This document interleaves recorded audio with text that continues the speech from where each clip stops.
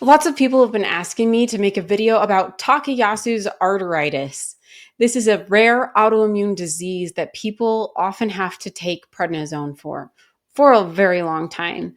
And so it's understandable that those of you watching my channel might have this disease and might want to know more about it. And luckily, I recently returned from Harvard Medical School, where they did a seminar all about different kinds of autoimmune diseases like Takayasu's arteritis. They talked about other vasculitis conditions like giant cell arteritis and PMR and other rheumatological diseases. And so I got to learn all about this from professors from Harvard Medical School, University of Pennsylvania, Johns Hopkins, all of those elite, amazing medical establishments. So I'm going to share what I learned and give you an update of what the treatment options are for Takayasu's arteritis and what you need to look out for and what you can do about it.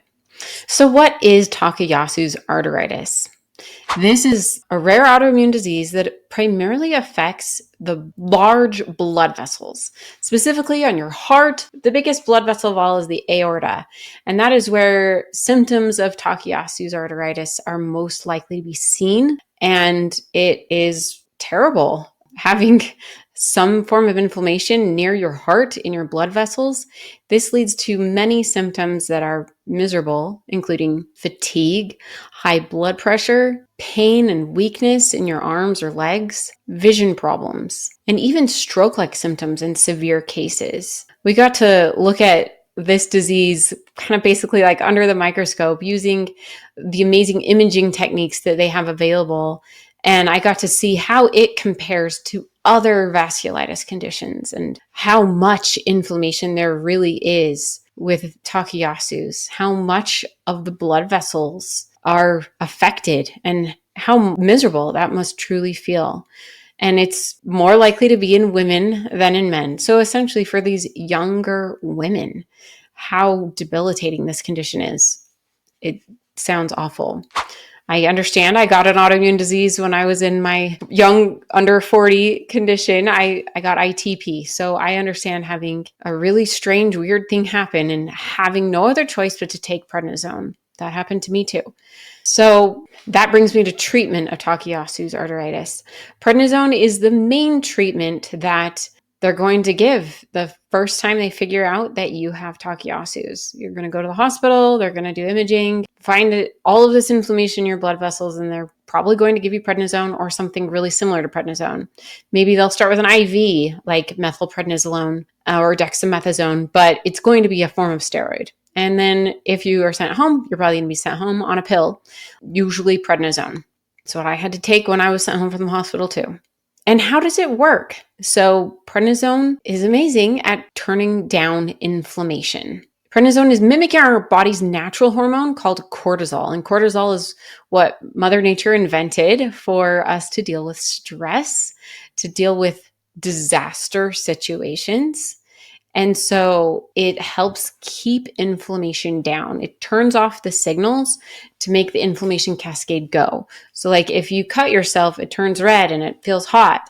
Well, those signals to turn red and hot, those are being turned off. So the inflammation in the blood vessels can finally chill out, basically, because the signals aren't being sent to keep the inflammation going. And that reduces further damage to the arteries. Because that symptom, that like big problem is being solved, but not cured. That decreases the other symptoms you might be experiencing, like the fatigue and the blood pressure and the pain, just because the inflammation has been turned down. But there's a catch. Prednisone doesn't cure Takayasu's arteritis. It's basically just one big Band-Aid, stopping the bleeding, if you will. It's not going to make the disease go away. It's just going to keep it at bay and control flares and maybe keep the disease in remission. But most people with Takayasu's arteritis need long-term control.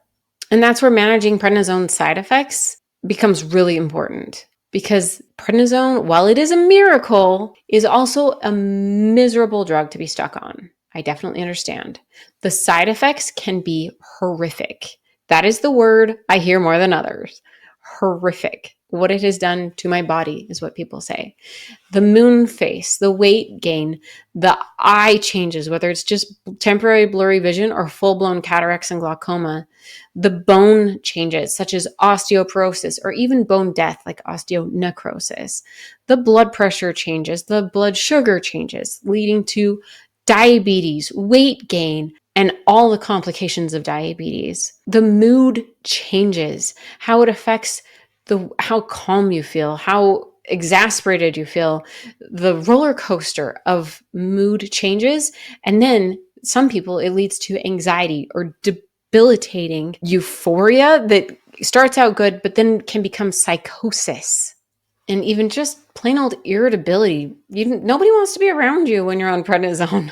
And then the insomnia. Oh my goodness, the insomnia. Just being up all night with no ability to fall back asleep. And it's like, my body needs sleep in order to heal. Ugh. The good news is there are things that you can do to manage a lot of these side effects. For example, for the bone loss, it's really important that you supplement with calcium, vitamin D, and that you keep moving your body. You're getting the exercise you need. Whether it's just walking or doing water aerobics, whatever is safe between you and your doctor.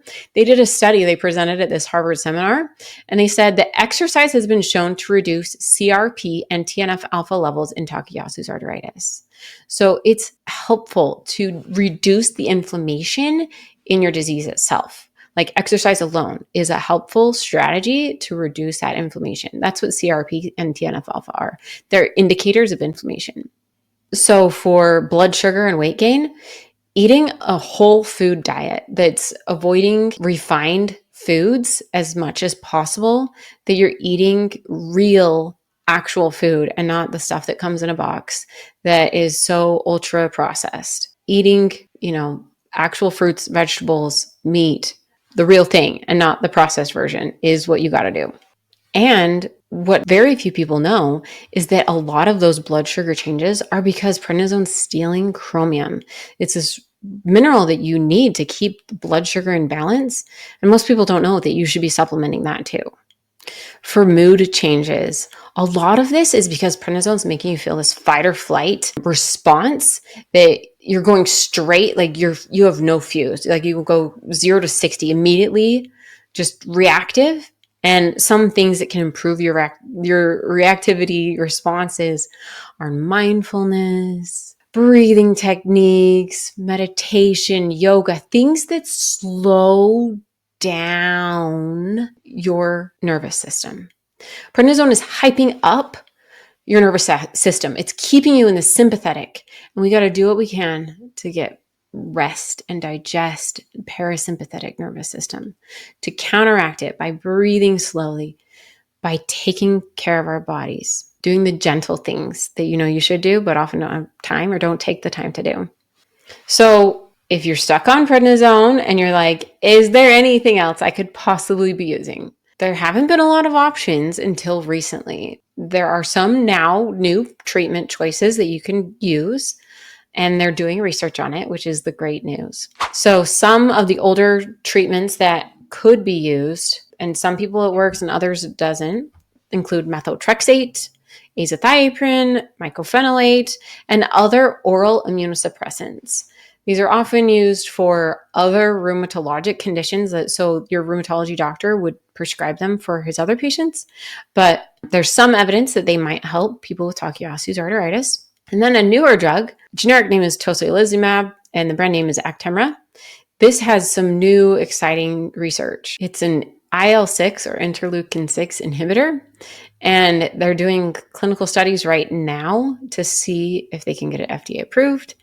And so it may get approved really soon, but if you are interested, try to see if you can qualify for a clinical trial and get it for free, Be a study subject and get the benefits of all that extra attention.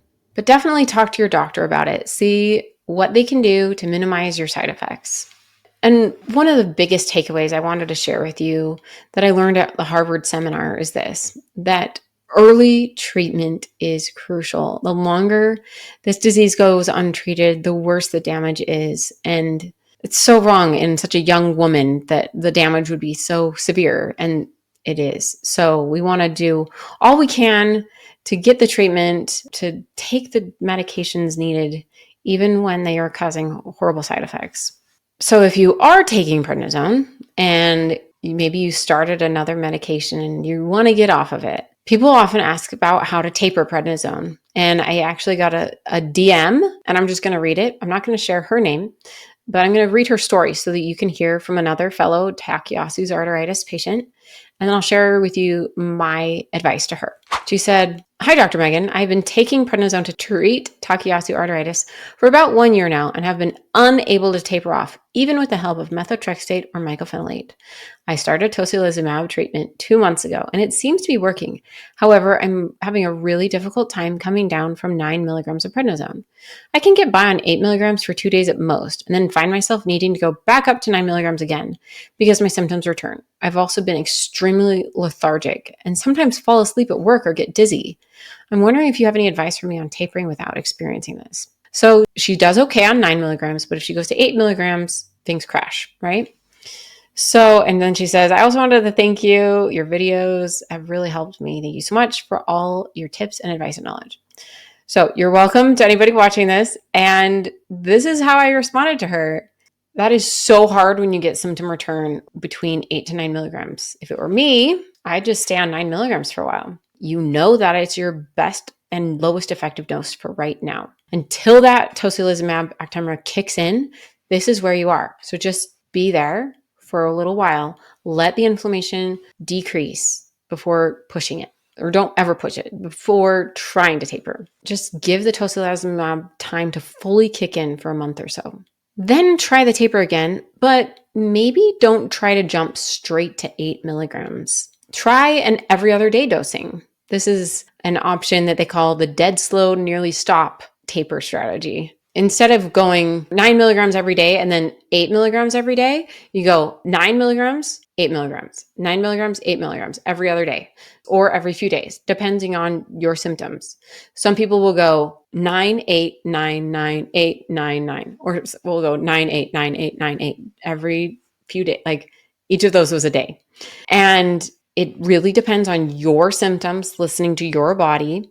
But that way you spread it out, that drop, instead of just immediately. It's being spread out. Your body's getting used to less anti-inflammatory. And so maybe that first week, you're just doing 2 days of 8 milligrams. So it's like 9, 8, 9, 9, 9, 8, 9, 9, 8. And then the next week, it's every other day. And then the next week after that, it's like 2 days of 8 and then 1 of 9. So it's 8, 8, 9, 8, 8, 9, 8, 8, 9. And then maybe after that, you go to just 1 day of 9. And then the week after that, it's just 8. And then you stay on that 8 for a while. And then you keep dropping by like basically 1 milligram total per week, or 2 milligrams or 3 milligrams total. That whole week is the only amount you're dropping. Just making it so subtle, the changes, so your body doesn't react so quickly. It does mean an incredibly long taper, but it also means you might actually succeed. So I have a taper chart and a downloadable PDF that includes these strategies and resources to a website that you can put in your current dose and which dosing taper strategy you want to use. Always do this with the care of your doctor. Make sure they're involved. They're going to have to prescribe the prednisone anyway, but be sure that you're communicating with your doctor if you're going to be doing some kind of a taper strategy like this, because they really need to know what's going on. So what other questions do you have about Takayasu's arteritis? Maybe I can make another video in the future, but otherwise download my free prednisone taper chart. You can print it out, use it, take it to your doctor, talk to them about it, and it should help you. And then you'll also get a bunch of free emails to help explain different strategies and how to taper best. So just click the link below to download that now. Signing off is Dr. Megan, your prednisone pharmacist.